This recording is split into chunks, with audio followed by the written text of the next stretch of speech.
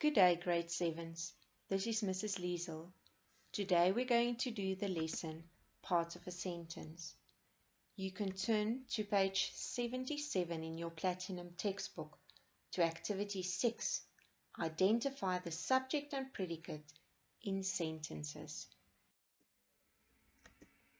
Parts of a sentence.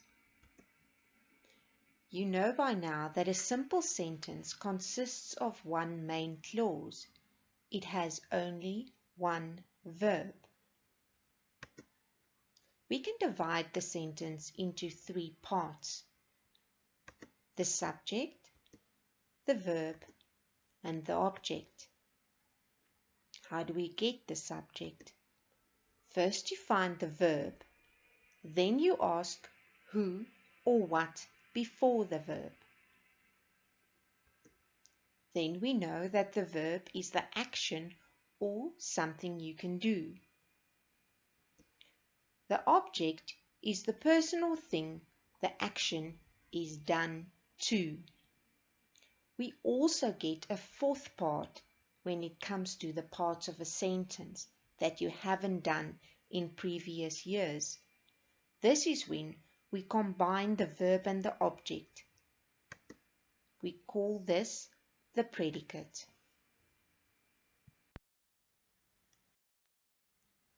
Now let's look at an example. Some professional soccer players coached school children on Mandela Day.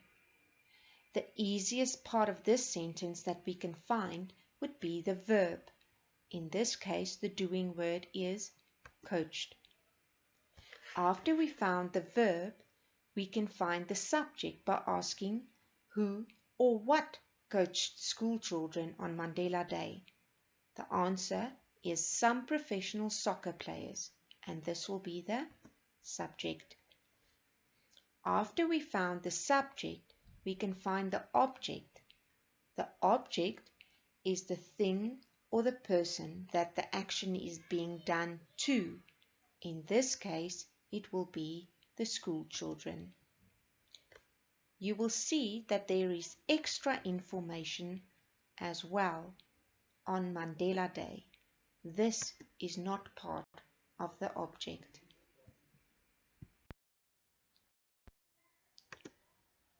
Remember the following things. Your subject can be more than one word. For example, in the example we just did, it is not just players we are talking about, also not just soccer players or professional soccer players. In this example, it is some professional soccer players. Sometimes there can be extra information in your sentence, but this is not always the case for all sentences. Now do the exercises in your textbook. Number 1 says, copy the sentences into your workbook, underline the subject and circle the predicate. If you can remember correctly, you will see that the verb and the object together makes the predicate. Now keep that in mind. If we look at number A, the sentence is people all over the world celebrate Mandela Day. Remember what I told you in the example? The easiest thing to find first would be the verb, the doing word. So in this case, it will be celebrate. Then we find the subject by asking who or what with the verb. Who or what celebrates Mandela Day? The answer will be people all over the world. Remember, it's that whole part that is the subject. Not just people, people all over the world. Then we need to find the predicate. Remember, the predicate is the verb and the object put together. In this case, we already found the verb, which is celebrate. The object is Mandela Day. So the predicate will be celebrate Mandela Day.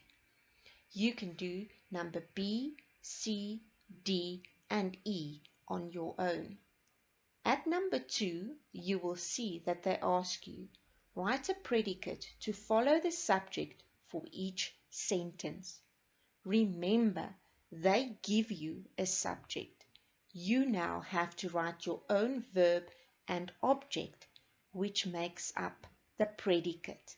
Just remember, your sentence must make sense.